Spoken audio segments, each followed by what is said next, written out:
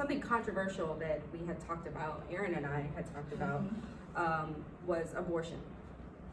And it was, I don't think that abortion is even categorized in pregnancy and infant loss. Not typically, to my understanding of it. But we had a banter, I don't know if that's the right word, but we had a conversation about it. An exchange. Because, you know, Aeryn and I are pretty liberal, and my personal opinion is that the women that I know that have had abortions, they're not doing it for birth control. They wrestled with this decision to have an abortion.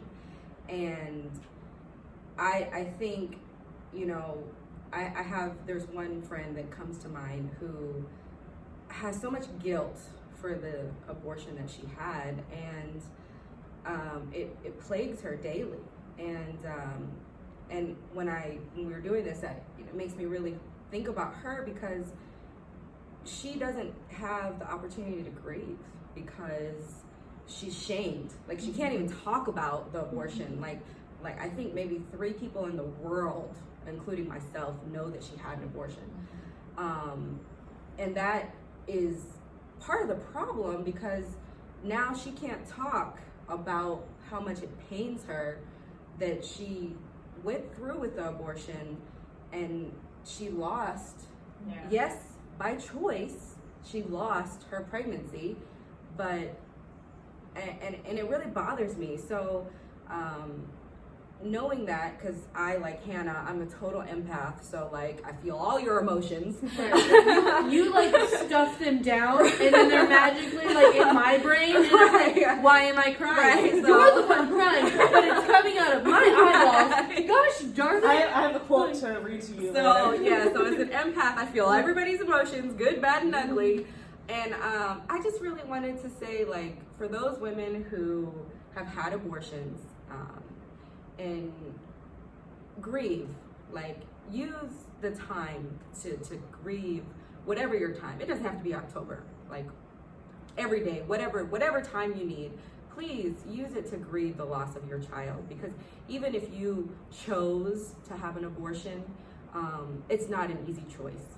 We know abortion is a controversial topic, because at the end of the day, no matter how you want to say it, it is terminating something that was supposed to be a life. Right? No matter how you want to say it. And that's not an easy choice. So, and it's not always really a choice. Like, technically, yes, it's a choice in that no one is holding a gun to their head. Yeah. However, they could be holding housing situations. Yeah. It could be a medical situation where it's medically not necessarily necessary, but advised. I met a girl who was forced to get an abortion because of her family's religious beliefs. That's not a choice. That's not a choice when you have people who are supposed to care about you and support you saying, if you don't get this abortion, we won't accept you as a part of the family anymore. That's not a choice. Yeah, I have a friend who was a minor, and she got pregnant. She was undereducated about sex. She got pregnant as a high schooler, and her parents swiftly took her to a clinic, and she had no say in the matter. So grieve. Like, it is okay to grieve this loss. You do not have to shout to the rooftops to the world that you had an abortion. Nobody has to know. You can have that personal dialogue with yourself, but I want you to know that it's okay to be grieving still. No matter what the circumstances were, please give yourself that, so that you can move forward, so that you can heal, and have healthier relationships, and, you know, maybe healthy children, and a healthy you. Well, and I know I speak for myself, but I hope that I, you know, knowing you guys, I know I speak for you too. Let's be serious. But if you need a non-judgmental sounding board, if you just need somebody that you like, I need to tell someone, I need to get this off my chest, I cannot hold this down, I need to tell someone, tell us. We are easily the most people that will, even if you're like, hey, I need to call you at 2 a.m. because that's 8 o'clock my time zone at PM and I need to talk to somebody, tell us. Call, like, shoot us a Facebook message our page. We will be that sounding board for you. We want to open these conversations up. And if you cannot find an outlet in your person, we will be your person. Yeah. We are that's what we are to each other. We will call each other on our bullshit. We will be there when we need support. And that's why we started this whole entire movement of taking those comfort zone conversations that you want to hide or that you feel like you have to hide and opening those up. And props to your husband for thinking of that we have these conversations in our friend groups, but we need to start encouraging people to have them publicly Yeah. where they feel safe. Yeah. So Right. if you want to shout it from the rooftops that you've had an abortion, you have to understand that there will be people that will backlash you Yep. hard. But not us. But not us. No, No, And there will nowhere be near other us. people who support you. Other people, you will find those people. You will find your tribe. Like, we're a tribe. We have fun as a tribe. I have a tribe back home where I came from. Like, Hannah's got a tribe back home where she came from. Kimberly's got a tribe back home. Like, everyone has tribes that they come from. And then they build tribes throughout their life, especially the older that they get, and especially in the military, like you end up with like thousands of little mini tribes, like all scattered across the globe, and like you don't talk for 3 years, and then you're suddenly both at Ramstein, and it's like, oh hey, like you know.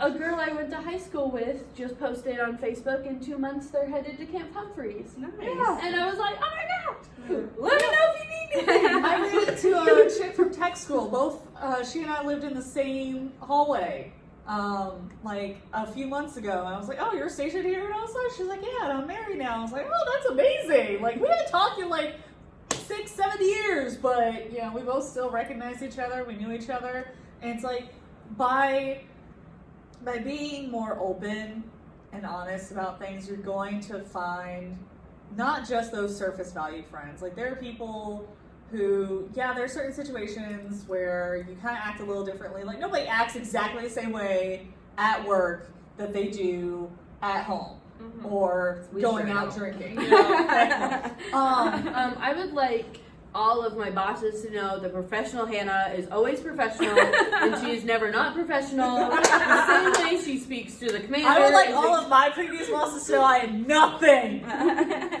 at work like I am outside of work. Those are two very different people. But hold on, put your fingers on different people. yes.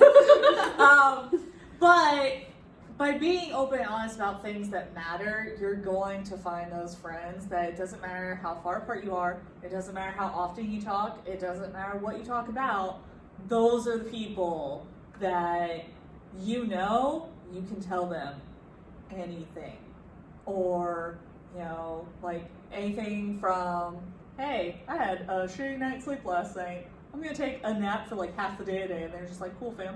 All the way to like, hey, this is a really hard thing that I'm going through, and I just need you to listen. And they're like, do you need any food or anything while we do this? And no, okay, I'm here. All right, let's go. Go.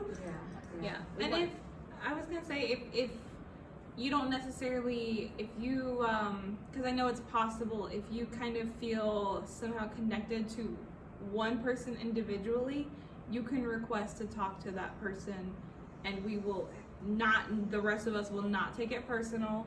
We will get you in contact with that person and let you two talk. One thing that we didn't get to, but we don't want to neglect, is pregnancy and infant loss. Yes, it's women's bodies that carry the pregnancy, right? Well, most of the time. Most of the time, majority. So, Sorry, LGBTQ plus. yeah, Gotta we love that. We love represent. that. But we don't Pregnancy plus. but we don't want to forget about the significant others who are involved in the process. One of the things last year, Aeryn hosted a pregnancy and infant loss remembrance vigil, and one of the most powerful things to me in that was the connections that were made over people who bonded over loss, but also it was seeing the partners who were not the pregnant partner, the dads, the lesbian partner, I'm not sure how to say this politically correct, sorry guys, but seeing the person that was not pregnant, that was the partner, grieve and let that out, like that was so powerful to me. You know, to see these big burly men just like outwardly sobbing and just like grieving and letting it out and just like saying like, I lost my child, I love my child still, and I'm going to honor my baby. And seeing the kids who grew an attachment to their sibling that they didn't get to meet, or they did get to meet, like that was so powerful. So I just want to make sure to not neglect that, like, hey, it's not just about the person who is physically carrying the child. We want to give a shout out to the support system, like whoever, wherever, like, just, Yeah. When, after I had my miscarriage, Floyd went back to work. He didn't get no time off, like, and people were all the time walking to him like, hey, how's your wife's pregnancy? And he's just like, and he had to explain that over and over and over again, whereas I, at that time, didn't have a job, didn't interact with people on a day-to-day basis. So after I had the miscarriage, I was not ready to deal with those questions. So I did broadcast it immediately on Facebook and said, don't bother me. Yeah. I don't want to talk about it. This is what's going on. Now leave me alone. And I closed myself off for I think it was weeks. Other than to my husband, but he didn't have that capability. He immediately had to go straight back into work the following Monday, and was dealing with those questions for weeks. And it's not pushed out. The first guy to ask the question and find out didn't do a hey, just so you know. Yeah. To help him recover from this. Because I think we're gonna stop asking these they looked questions. at it that since my husband was a male, it Yeah, didn't it's matter. Like, it's like people expect male spouses to not care. Exactly. And I'm like, they can't, that's their kid too. Just because I was carrying the baby does not mean that he cares any less. right. Well, and so I don't know if I've gone this deep into it with you guys before, but one of the things that I've really struggled and had to like go to therapy and try and figure out how to get over this particular hurdle, because I was lucky and the support system that I had really helped me kind of easily get over the guilt and the blaming myself portion in terms of, you know, the actual stillbirth. But the part that was really hard for me to get over was the fact that he was in Idaho the entire time. He never once got to feel her move. He never had that little toe wiggle, you know, thing. He never actually got to meet her. He never got to experience her while she was alive. Not once, not even the vaguest sense. And it's like, I had for so many years that feeling of I robbed him of that. Like, I kept him from that. And it's like, now, because he always dreamed of being a dad. Like, he had an absent father, so he was like, okay, I'm going to be, like, the best dad ever. Mm-hmm. Like, nobody's going to get between me and my kid. Like, I'm going to have, I'm going to have at least, like, 2 or 3, and I'm going to be the best dad. I can literally see Torrin saying all of this. Yeah, right? Me too. Right? Like, I hear it in Torrin's voice. Right. Exactly. And then this happened, and, a lot of people, they see that, we're in a heteronormative marriage, so they're like, oh, when are you going to have kids? And now it's Not like a good question. Stop asking that question. Yeah, if you're going to ask anything, it should be, are you going to have kids? Or if you have kids, and it took him a while to realize that I don't have an answer to those questions. And so then he had to go through this, like, am I okay if her answer is no? And because he is amazing and he is wonderful and he is just, yeah, there's no words to describe how My husband is. yeah, but like good, shut up, no. We're editing that laugh out. No, we're not. Anyway, See him and be like, oh. He's just gonna be like, what are you talking especially me knifing at him, he's gonna think it's bad. I'm not doing a knife hand. I'm doing, oh. He's just gonna pull out a phone and be like, hey, I just what's wrong really, with your friend? I just really hope the three of us are together when we see him. And Hannah and I are on the outsides, and Kimberly's in the middle, and Hannah and I are both like this, And then I'm and like, Kimberly's like, ah. And your husband is eventually,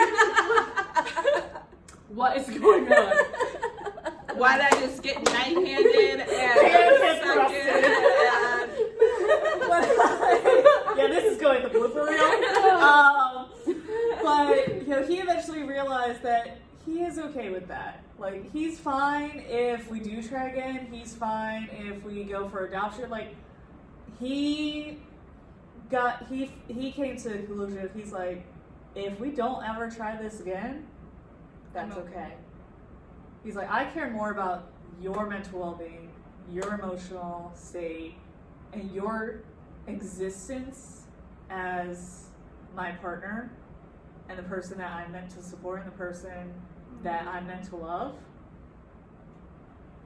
Torn just went up a pedestal in my head. Right? Right? Now you see, words don't capture that. And it's I think one of the statements I am so infuriated by is when they obviously see Aiden with me, and then somehow, one way or another, one shape or form, it gets brought up that I had a miscarriage. And they're like, well, at least you have Aiden. And I'm like, That's not a good one. that is not okay. Just because somebody has a child does not mean that they miss their other one or other ones any less. It does not make it any better. And kind of in Aeryn's situation, just because I have a child now does not mean I want more children. My husband and I, we are planning to try again, but we've had to come to the realization that just because we have our son now does not mean I'm gonna get pregnant again. I still have PCOS, I'm still having infertility issues. So we have had to have that conversation and the realization that just because we got incredibly lucky, we had a healthy pregnancy, a healthy baby boy, it may not happen again. And so we've had that conversation, and we've had the conversation if we even want children again. And like, it is okay for a couple to either not want more children or not want children, period. Well, and I really hate when, and this is one of the rare things that comes out of people's mouths. But like, I'll talk about, like, whenever people talk about like being pregnant, things that happen during pregnancies, you know, and I openly am like, you know, like I love talking about the little toe in between the ribs thing. Like, that's one of my favorite things. And so people then go, oh, well, how old is your kid? And I know what they mean. So I immediately explain, like, no, it's stillbirth, even though what pops into my head is, oh, she's 6. Right. Because I know how old she would be. You ask any person who has lost a child, they know exactly how old that child would be at any given point.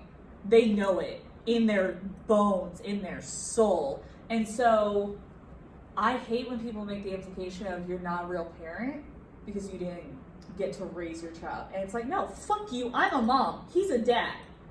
It doesn't matter that we didn't get to take her home. It doesn't matter that we didn't wake up in the middle of the night to change her diaper or to, you know, feed her, or the fact that we didn't get to take her to preschool. Like, none of that matters. We're still parents. Yeah.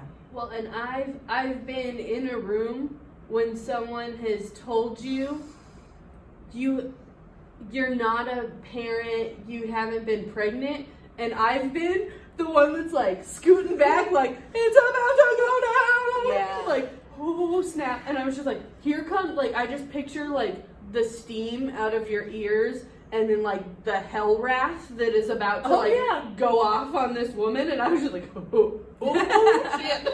Yeah, and that's one of the things that I love about Aeryn is the fire. The ability for her to be vocal for herself and for others, to advocate, because people say things that are not okay, and Aeryn will cut through that, like, not maliciously even, like, she will matter of fact, like, actually da da da da da, and I love that, because people really say out of pocket things, and there are things that you should absolutely not say that are actually very, very common that people say to people who have lost a child, and we're gonna go through some of those things that people say. The big thing with the miscarriage that 1 in 4 people experience a miscarriage. That is not something you say to a mom that has just experienced a miscarriage. You are invalidating that mother's loss by saying, it's okay, it happens to every 1 in 4 person. Well, quite frankly, there's 4 of us sitting right here, and we have more than one person sitting here. More than 25% of us. And so, it's just, you're invalidating that mother's loss by telling her, oh, it's okay, 25% of people go through what you're going through. Like, I promise it sounds like you're trying to be nice. You're trying to say that, yes, there's a support system, but there is a better way to say that. You can literally say, let me connect with you. Let me connect you with people who can be your support system instead of invalidating her. Say something like, you're not alone. Like, or, be like, hey, I have another friend who went through this. Do you want me to connect you to them? Yeah. Like, maybe she can help. Yeah. And if they say no, go with it. So another one, which kind of goes back to what you were saying about, like, people who say, oh, well, you've got Aiden now. Is like when people are like, oh, well, I've got somebody who they've had all these, like, pregnancy losses or, infant losses, but now they've got, this many healthy kids. It's like, okay, that's nice. What does that mean for me? How does that have anything to do with what I'm going through? Because of this open conversation, I found out a person that I work with, she's had 3 miscarriages. Now she has 4 beautiful, healthy babies, but she still has regrets on grieving those kiddos. And those kids that she does have, they know at this age they would have another brother at this age. And so she's miscarried in such late terms that she has to give birth to those children, and has done memorials, but had the memorials forced upon her, the first one. So then the second one, she had wanted nothing to do with it, because it instantly brought back the trigger from the first one. And now later down the road, she is regretting that she doesn't have something to remember the second one by. So by going against somebody's wishes, she now has grieving moments that she's not going to get back. And that, well, I've got 4 kids now, means nothing to someone else. And it means nothing to her because she still has lost those little ones.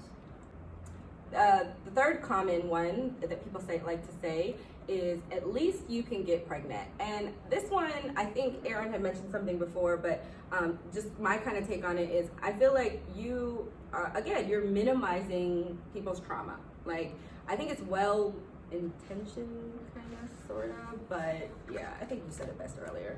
Yeah. Well, and I think I even said this before, but it's like, I think there's 2 scenarios where people tend to use it. One, which is like when they have another friend who has infertility issues, and so they're trying to be sympathetic to that friend and be like, well, at least, you're not in that other heartbreaking scenario, but it's like, sometimes you are in a mixture of the two, and, they don't necessarily know every single little thing that's going on.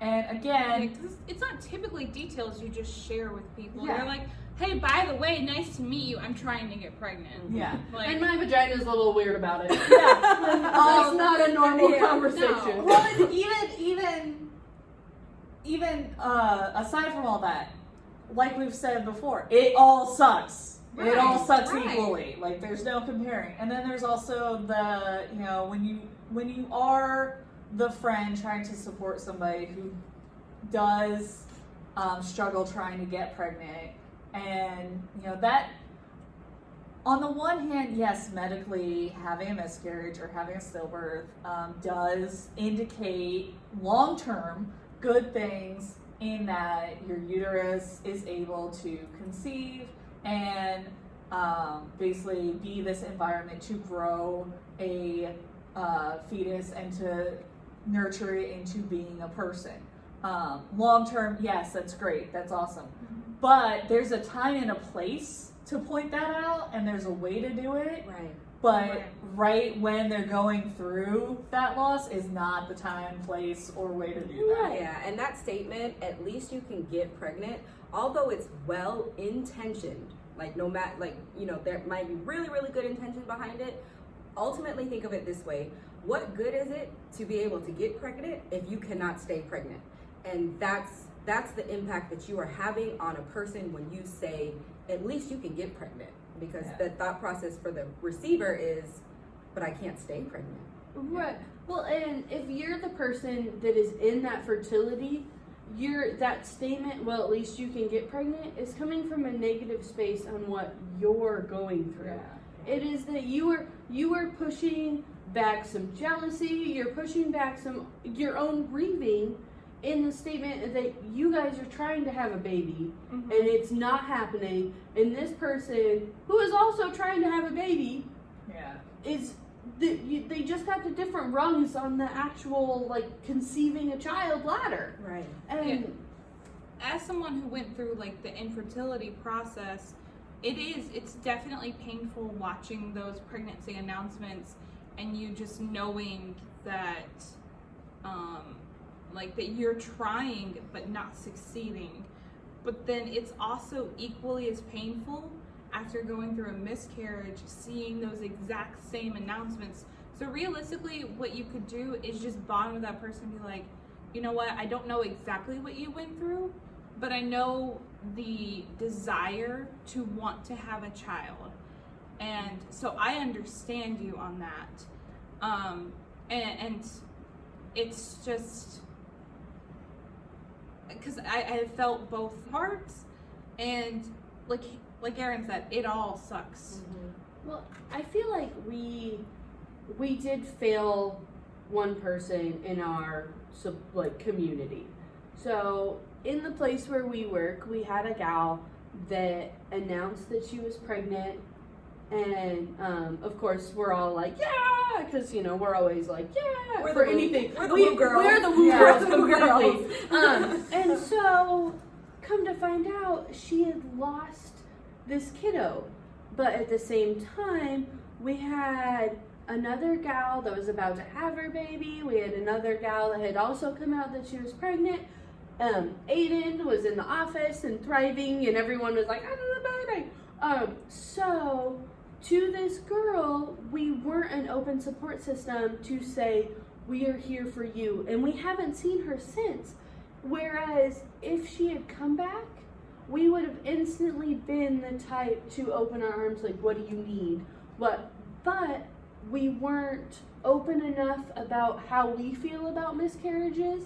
And, you know, she wasn't around. It was what, June time frame? I Whereas, think you know, so. we're thinking of middle of the year. We've got so much other stuff going on. Right.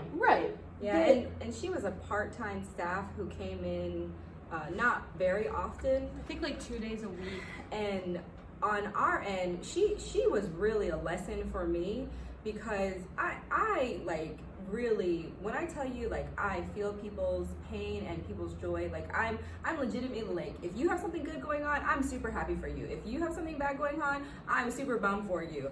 And so she was super excited about her pregnancy, and when I saw her in passing, I was like, oh my god, how's your pregnancy? And she's like, actually, I lost the baby. And talk about insert foot in mouth. And for me, that was a very valuable lesson to me, because I learned that from now on, I am not going to put so much direct emphasis on someone's pregnancy. I'm going to put emphasis on that person. So even if you are like super duper super pregnant, hopefully, you know, you're super duper duper pregnant. I'm not going to be like, oh my god, how's your pregnancy? I'm going to say, Hannah, how are you?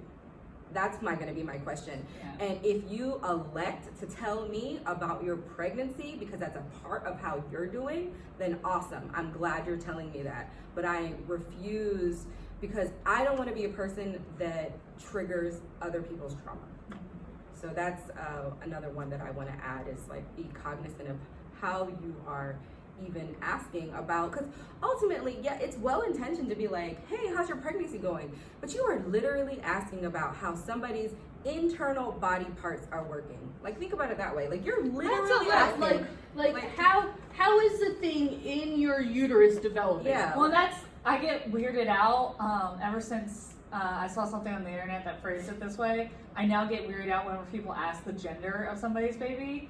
But it was something that phrased it along the lines of, what genitals does your unborn child have? And it's like, once you start thinking of it that way, it's just like, ew, that's gross. Why does that matter? That doesn't matter to you. It shouldn't matter to you. Please stop asking. Like, ugh. Yeah, and I think that, yeah, we want to have these open conversations, right? But we also want to have them appropriately, right? Right.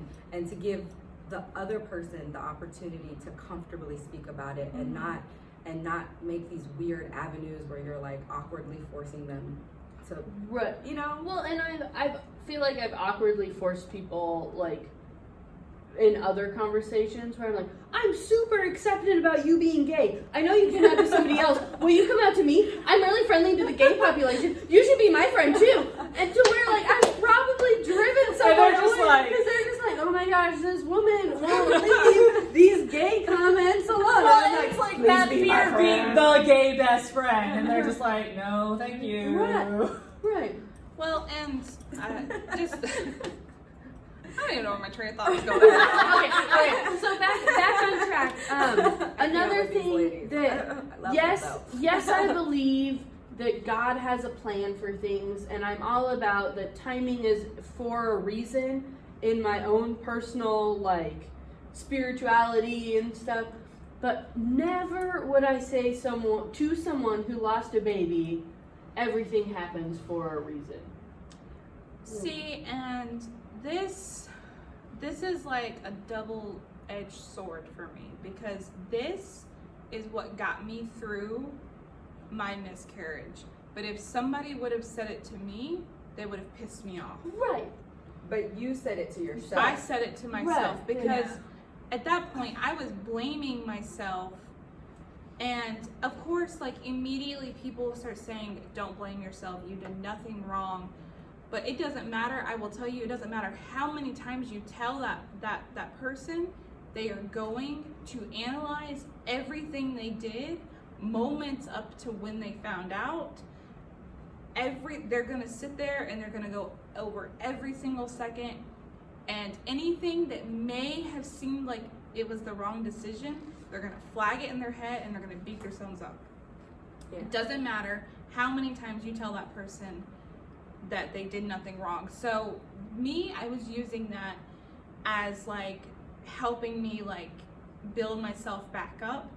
But it doesn't even matter if you hear the person saying that to themselves, or if they say like, you know, I'm just telling myself everything happens for a reason. Don't say it to them, because they're probably gonna get pissed off at you. Because then it's almost like, I don't even know. I don't even understand why that if somebody was to say that to me. Now, I feel like we need to caveat this with this is from our experiences or experiences that we've true. been told about. Yes. So there are some people who, hearing things like statistics from other people or hearing, like those typical things that get tossed around, like that does help them hearing it from other people. We're not saying that those people don't exist and that nobody ever benefits from, anyone saying this.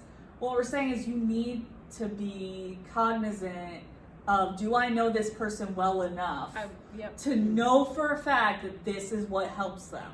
And if the answer is a I don't know, or a no, or a maybe, or anything besides a resounding, fully confident yes, then double check everything that you are even thinking of coming out of your mouth. Yeah, because I think that, for me, it's, and I said it earlier, are you going to trigger someone's trauma?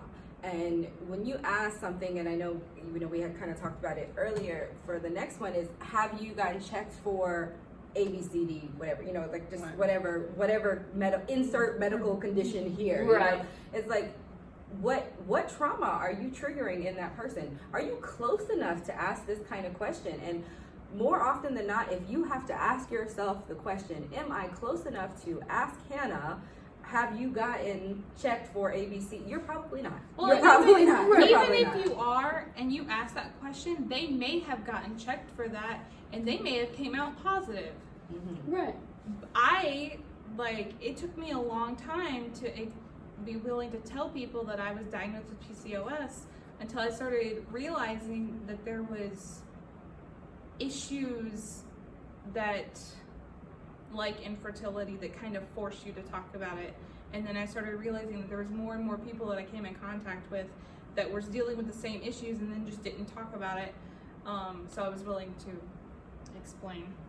Yeah, well, I've got people who ask me, they're like, they'll listen to me talk about like how painful or like how awful my periods are and stuff. They're like, well, have you gotten checked for endometriosis? Have you gotten checked for this? And I'm like, yes. And also I've had great OBGYNs actually listen to me and tell me, I understand that, you've heard XYZ about this and that, but, I don't believe that it's this and this is why, and here's my reasoning, and da-da-da. So it's like, first of all, HIPAA is a thing for a reason. You don't need to know everybody's background and medical history and what's going on. That is confidential between them and their doctor. Which reminds me, don't drop your immunizations records in the middle of the parking lot at the hospital. We picked up 2 last week. Stop dropping your immunizations records in the middle of the hospital. Okay. Aeryn, soldiers, take your crap home. Says the hospital manager. Stop. Boom. Stop PSA. leaving. Because I'm going, can't see, they gotta shred this. Right? It's like, who can I contact this person's supervisor? Get back to him. Another one that is interesting to me was that people say is, maybe you shouldn't have eaten this, worked out, blah blah blah, insert thing here. And I know somebody who was an avid workout person. Athletic, active. They were active during their pregnancy. And they lost a baby, and they blame themselves for that. And the next time they stopped, so they became unhealthy in the process because of that guilt, and because they felt like people were outwardly telling them and behind their back saying, well, she lost the baby because she was always working out all the time. Meanwhile, I find this so hypocritical, and this goes to not just pregnancy loss, this goes to every aspect of womanhood or even being a human being. People will constantly criticize you no matter what you do. Like, I stopped working out completely and wasn't doing any workouts. And I already was like, okay, that was probably not a good idea. Did that contribute to it? And if anyone had said anything like that to my face, I may have punched them out. I feel like your own brain internally is hard enough on you already. I have thought through 800 more scenarios than your judgmental ass has got to tell me. Right. So shut up. Yeah. Let me internalize my own dang anxiety and depression and all of that on top of the hormones that are raging through your body on top of having this baby, there's no need for you to tell me what I've already thought 80,000 times a day. And this goes back to like that person has already went through, it's probably because of this, or it's probably because of this. That they've done thought over every possible reason. They don't need you pointing out one more because they're probably going to consider that, and they're probably going to beat themselves up about it. So they don't need your help. Well, and I really hate when it's medical professionals who aren't doing it to give like sound medical like reasoning as to why it happened. Yeah. They're just throwing out facts and BS into your face. Like, for example, I had a doctor when I was 11 and I had severe sleep insomnia. I was getting 3 hours of sleep a week as an 11-year-old. And they told my mom that I needed to lose weight predominantly in my chest. I got boobs when I was 9. What do you want me to do? They're like, oh yeah, she's too heavy. So we think she has sleep apnea because she's too heavy. She needs to lose weight. I'm like, I'm 11. Wait, my body's gonna fill out normally anyway. Like, yeah. Like, no, that's an opinion. That's not a medical reasoning. And the saying to everyone, no matter like what time they lost the baby or anything like that, that at least it happened early in your pregnancy. That there is absolutely no time in anyone's space, head, mind, whatever, that you need to tell them that. Right. I personally had people tell me like, well, I mean, at least you didn't get too far along. Like, first off, fuck you. Second off, don't talk to me again. Yeah. Thanks. Yeah. Way to minimize my trauma, bitch. Yeah. Like, thanks. And that people hearing those things and then them shutting down, hearing things that aren't helpful medically. Like, oh, well, maybe if you actually carried weight, in a healthy area, you wouldn't have that problem. Thanks, that's super helpful.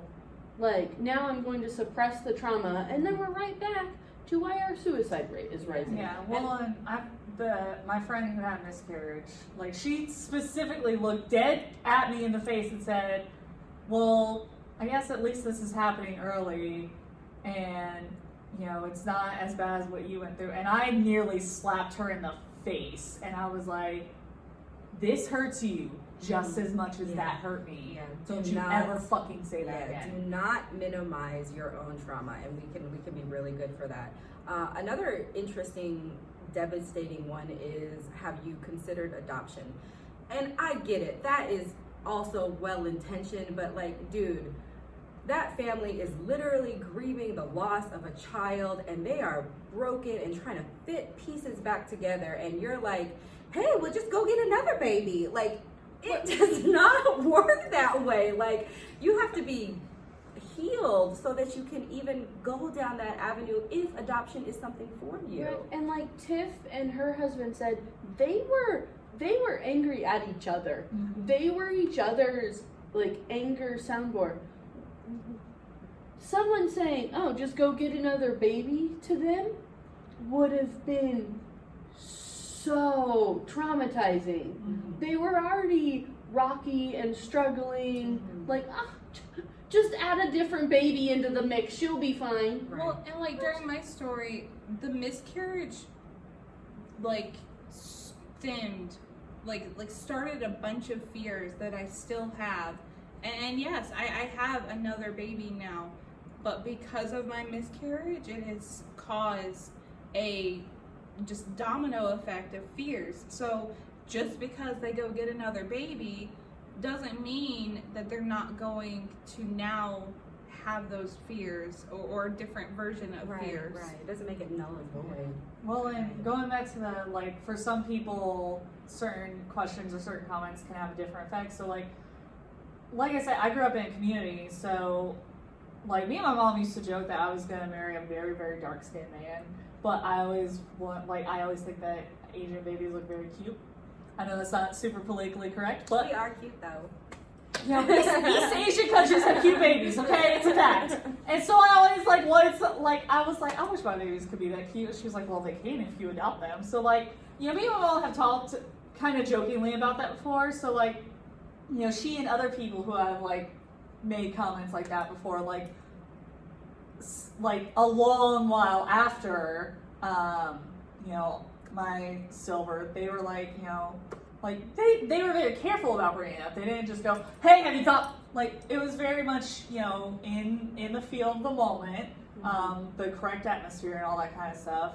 And they would just be like, is this something that you thought about? Like, have you brought it up with him? And it's like, yeah, we've talked about it. So, like, for me, within those contexts, that's an appropriate question. But it to wasn't ask. like in lieu of because you lost Yeah. your child. Yeah. How do you consider a little bit. It was a little because bit. they, like, almost everyone who knows me and almost everybody who knows my story, like, they know that part of the reason why I balk at the when you have kids or when you get pregnant is not just because I have already been pregnant and I do have a child, they're just not with me on earth. Mm-hmm. But it's also because I overthink things naturally anyway. Mm-hmm. But if I'm given a valid, like, yes, this has happened before reason to overthink things, oh, it's so much worse. So Yep. I know me, and just like how you like thought that 8 weeks you'd be like good to go because that was the time when it happened,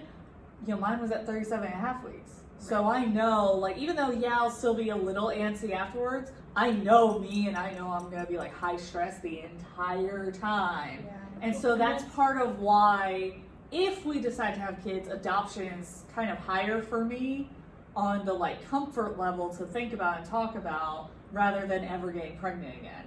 Because then you don't have to go through that, the stress Yeah. that you know your body's going to go through Yeah. for 37 weeks. And again, it's about knowing who you're talking to. Yeah, it's And Well, and anyone who knows Josh and I, before we even talked about having a family, I was like, I want to adopt a child.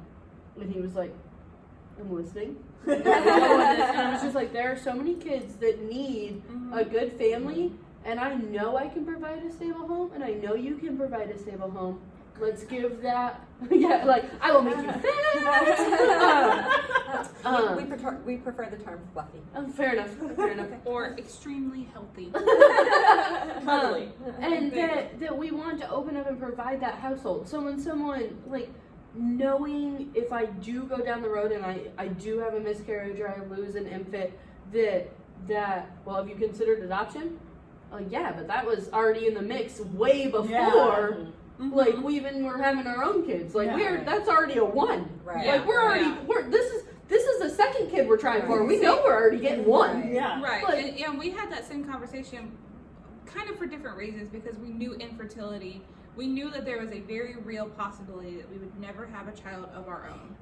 And so we were already talking about, like, adoption and how in the world we would afford it because adoption is expensive. It can be, yeah.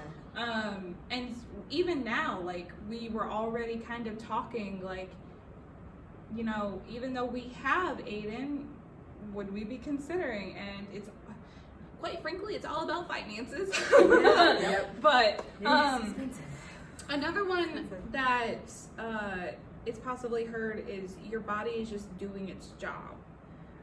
Although that might be true, as Hannah, I think, said off camera. Yeah, I think it was Yeah. off camera. Yeah. Like, that for some reason, that baby is no longer with us. For some medical reason, whether you get to know why or not, where it can be comforting to you, it is not comforting when said by someone else. Would it be something that I was like, okay, to me, a mantra of it wasn't the right time. It, like, there was something wrong with the baby, my body did this for a reason, we'll try again. That might be my own internal mantra to help me grieve, but that is not something I want to hear from someone else. Yeah. Right. And right along that, the last one is the internal mantra is it's not the right time. That gets you through, like, you going through that. You tell yourself, but that's not what you want to hear from somebody else. oh, Hannah, it just wasn't the right time. That is a really dick thing to say. Like, don't say that to somebody. That's not okay. And the truth about parenting, the truth about life and adulting is that there's never a right time. Oh my God. I told my mom once, this is before I knew about infertility. I was like, we're just gonna wait until we're ready. And my mom was like, honey, you will never be ready. Yes. Yeah. You can think that your finances are in order. You got the space in the house. Damn it, Mom. She was like, you can think you got everything out to a T, and you're still not gonna be ready. Like, I guarantee you, I did not come at a right time for my mom. Not a single No, bit. I She didn't was 20, going on 21. She was like, nope. And she just flat out told me that for the first 2 to 3 years of my life, she had literally no idea what she was doing and was absolutely terrified the entire time. Like, straight up, like, somebody else take the kid, figure out what to do with it. Yeah, I was 24 when I had my daughter, and I feel like we're growing up together. I'm like, what? Oh, is that what we're doing? Oh, okay. What's your take on it? This is what okay, thanks for the advice, kid. Like, there's not a right time. And I look at my husband's family, and my father-in-law is the strongest man I've ever met, because he was 22 years old raising 3 children by himself. Woo! And so this man raised an amazing man, because I married the guy.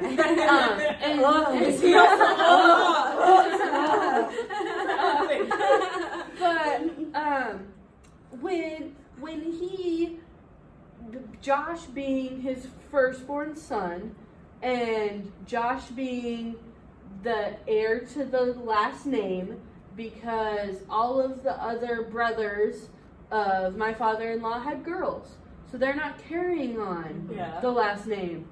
It is on me to carry on the family name. And so I hear all the time, when are you guys getting pregnant? When am I getting grandchildren? When is this? And it got to the point to where I looked at Josh and said, we have kids when we have kids.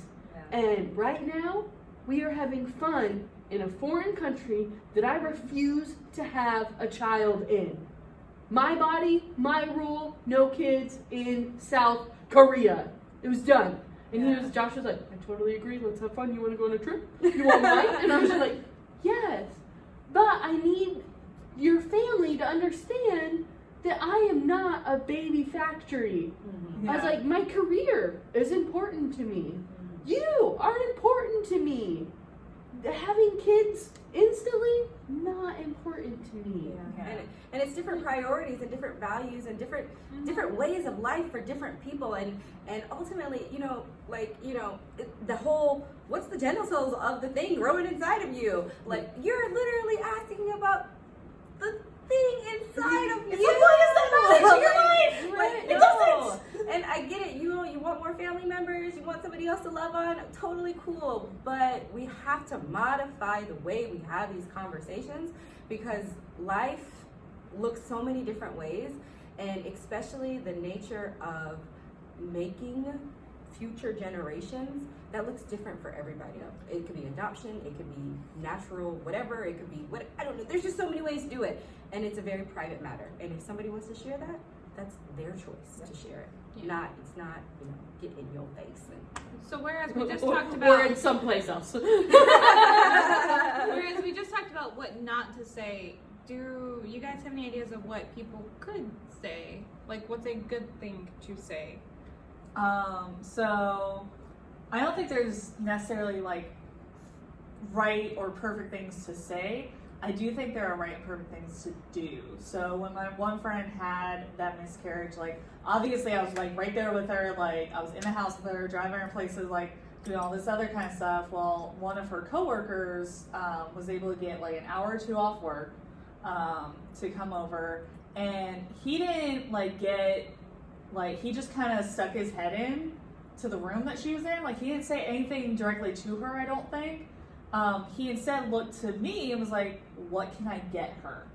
And what do you guys need? What do you need to help her? And what do you think that, she needs? Because he recognized instantly she's not in a place to answer questions. Right. Like, it was the day that it had happened, so she's not there to answer questions. Like, she at that moment did not exist outside of her grief at all. So he was counting on me to be the person who, like, just like in this, like, a subject matter expert was like, what can I do?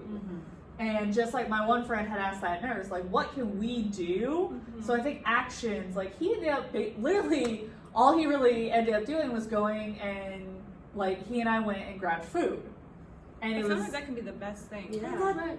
that's all she wanted. Yeah. It's the little thing that she's so consumed with what's happening in her life that she's not even thinking about that. Like, man, I'm hungry right now.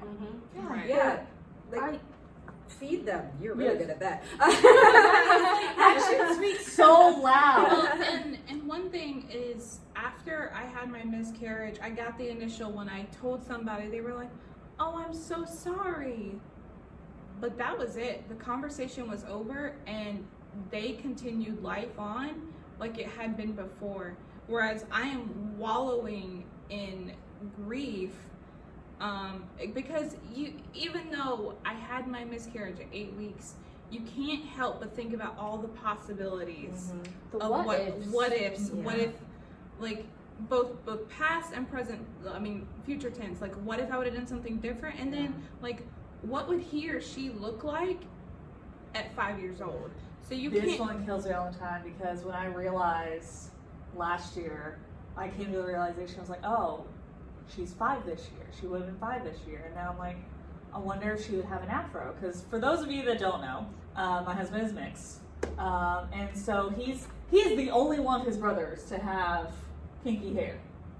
The only one. I'm just like, all your brothers have gorgeous Jesus hair. What happened? Like, I love your little fro, but also, what happened? And so I'm like, how pale would she be versus how dark would she be? Would she look more like him? Would she look more like me? Yeah. Would she have the blue eyes that literally every single other person in my family has? Or would she magically be the only one to come out with non-blue eyes and get his, like, weird gold, green, hazel shit? Right. Like, and you can't help but to just go down this, like, mental path. So to be completely disregarded and was like, okay, life's moving on, I felt forced to shut my bedroom door and just cry by myself. And that's the only time I felt validated, was when I was sitting on the bed in my husband's arms just crying. And I'm glad that you said that, because I think that that's a thing that people can do that they don't realize that they can do, is really just simply being there. Like, Just be there. being Let there. me talk about it. Just like sitting there, listen, be a shoulder, let them cry. You don't have to say a peep necessarily, but it as a friend, is that uncomfortable that I have to see you in that capacity? Absolutely. But if that's what's gonna get you to the next day, then I'm gonna sit there all day, every day. It goes back to what Tiff said, of just letting that person tell their story, letting that person say their child's name. Like, I've got another friend, I've never met her face to face. I've only ever spoken with her on the phone, but she was a friend of my husband before we ever met, before we ever got married, anything like that. And she couldn't even talk about the loss of her child with her own husband, because he was so upset with her about it for so long, and he still holds like weird feelings about it, and so they don't talk about it.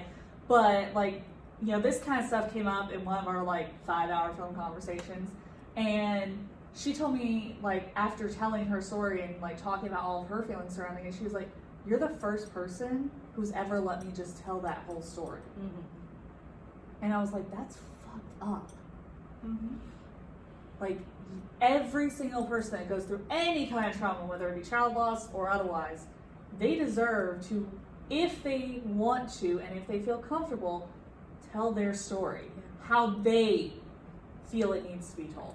And they don't need the fake on the phone. Yeah, yeah, yeah. I think I was, like, completely silent. They for don't about 4 exactly. minutes. Exactly. As long as you are contently listening with like passion. You know me, if I'm listening, I'm probably crying. And I'm sorry for that. But just being that sounding board. Sounding boards are important for everything. Yeah. From a good event to a bad event. Well, and it could just be they don't want to talk, they don't want you to talk, they just want somebody sitting next to them on the couch, or just like a hand on their shoulder while they just kind of sit there. Like, sometimes the best thing you can do is just ask them what they need. Is there anything that they can do to help? Is there anything that you can do to help them? And sometimes the answer might be no. Sometimes the answer might be like, you know what? Yeah. or the answer could be like a When you're so overwhelmed and that one person is like, well, what can I do? And you're just like, I don't know. Yeah, You don't know. And I think as friends, as loved ones, sometimes you have to go look for the answers for them. Mm. And there are some really good agencies that specialize, and thank God for nonprofits that do this. I know that you were personally used Now I Lay Me Down to Now I Lay Me Down to Sleep. So one of the main things that they do, one of the things that they're known for with people who have gone through this is the photographs that I mentioned back in my story.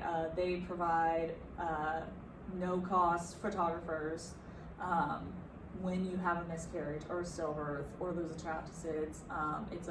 You don't pay anything at all to anyone ever. And one of their photographers comes in, takes the photos, and then I had a little bit of an issue with my photographer, but the organization itself took him to task, and I ended up with a disc of photos, and you retain all rights to the photos. No one can use them without your permission, and that's protected through the organization. So the photo that I mentioned earlier that you guys have probably seen by now, somewhere on the video if you're watching, that was given from me to these lovely ladies to use as they see fit on the podcast, because I trust them and I know that they're not going to do anything crazy or weird to it. So yeah, Now I Lay Me Down to Sleep. .org is a great resource, and also just for you as somebody who loves somebody who was affected by this, or if you were personally impacted by it. There's also Star Legacy Foundation. They actually deal more with stillbirth, but nonetheless, it's still about, it's a network of healthcare professionals, people like us who aren't healthcare professionals, but who have a passion, who want to be there to support people, people who have been impacted, and to give you resources on how you can be assisted or how you can assist. And I think there was another one that you had mentioned, the fourth trimester. So it's a photography movement. It's called the Fourth Trimester Bodies Project. So it's not like directly related to pregnancy loss, but they do cover it. So the person who started it, she was carrying twins and lost one of them, but the other one survived. But the twin that survived has a lot of health complications.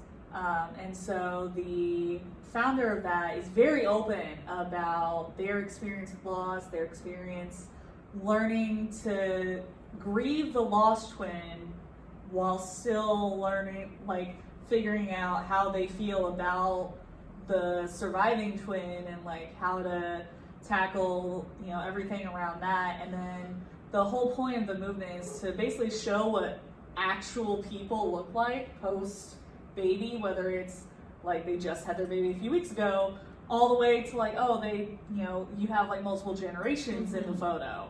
And it's women in their underwear, or like fully nude, or anywhere in between with their children, or if they don't have living children, they do also do portraits for women of loss, where like I've seen other women with like stuffed animals, photos, things like that. So they are very much a very all-encompassing like postpartum movement of like all different kinds of birth stories. Yeah, and definitely get connected with your local community, because there's probably somebody, an organization that does something in your community to honor the lost babies. For us, Aeryn spearheads that with a vigil, and we're doing that again this year, and you're more than welcome to jump on board with that again this year with us if you don't have anything in your local community. So please, drop us a line. We're happy to give you the details for that. Another thing is, we noticed that a lot of people who reached out to us, they felt like they couldn't, honor their baby with the things that they had from their pregnancy. So one of the things that we have is this memory box. And this is something that we give to people who have been affected by pregnancy and infant loss. And it's a hand-painted box from a volunteer. Shout out to Diana, who's in the UK now. And I don't know if you can see the one in the back, but these are hand-painted boxes, and they're wooden memory boxes, and it's for you to put your memories of your baby and to honor that. And if you want to display it publicly, if you want to keep it, somewhere private in your home, it's totally up to you. But just know that they have these, that we have these, but you can also find these on Amazon. You can make your own, all that jazz. And then, reaching out for help is, I highly recommend it. I really battled with it for a while. After my son was born, I felt like, one, it was going to be looked down upon if I reached out for help. And then two, I felt like that if I said the wrong thing, my son was going to be, I was going to look down upon, or that maybe they were going to find me unfit as a mother or something. That is not their goal. That is not their intentions. They're just trying to help.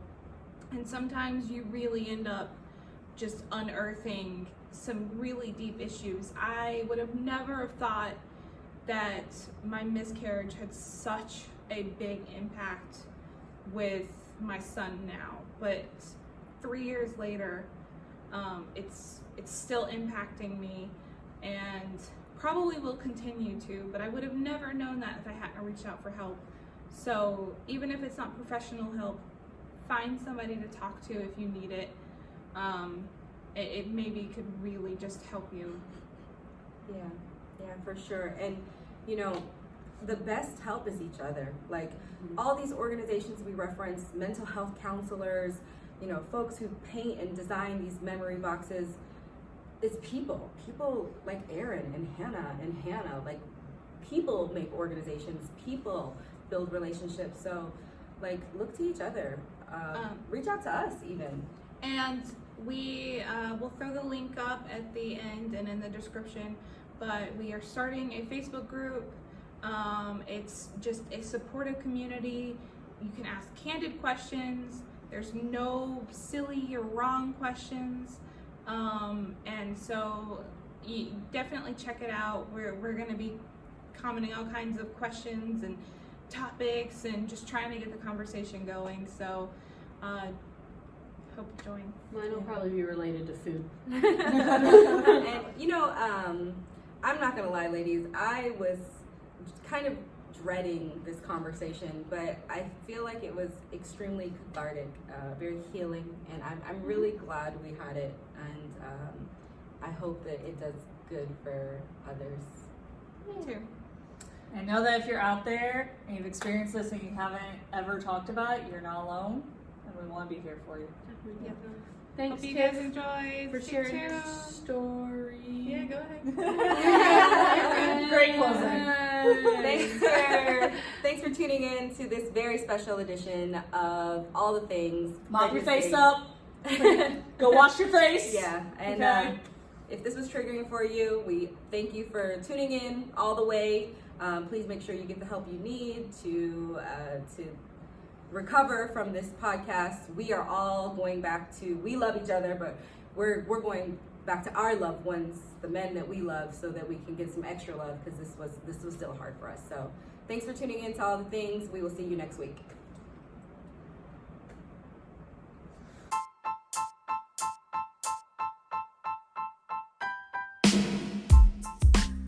Thanks for tuning in to our fourth and final part of the PAIL episode. Stay tuned next week for our next episode. Thanks, guys.